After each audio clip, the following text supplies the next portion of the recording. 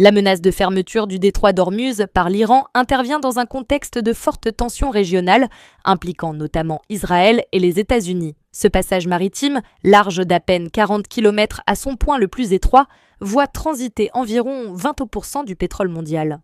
Autrement dit, toute perturbation, même temporaire, provoque immédiatement une réaction des marchés. La flambée récente du Brent illustre un mécanisme classique. Les investisseurs anticipent un choc d'offres avant même qu'il ne se produise réellement. Si le détroit était bloqué durablement, l'impact serait mondial. Les grandes économies asiatiques et européennes, fortement dépendantes du pétrole du Golfe, subiraient une hausse rapide des coûts énergétiques. Cela entraînerait inflation, ralentissement économique et tensions financières, le transport maritime deviendrait plus coûteux, les assurances exploseraient et certains flux commerciaux seraient redirigés vers des routes alternatives parmi plus longues.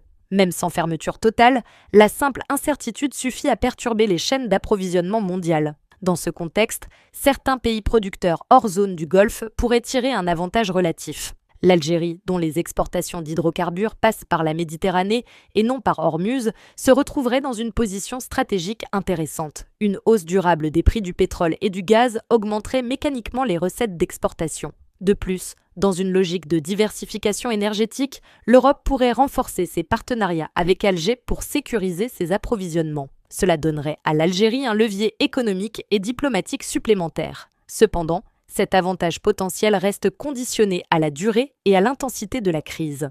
Une flambée excessive des prix pourrait provoquer une récession mondiale, ce qui finirait par réduire la demande en énergie et faire rechuter les cours. L'Algérie pourrait donc bénéficier à court terme d'une hausse des prix, mais une instabilité prolongée représenterait un risque pour l'économie mondiale dans son ensemble. Le véritable enjeu n'est donc pas seulement la montée des prix, mais l'équilibre entre opportunités stratégiques et stabilité économique globale.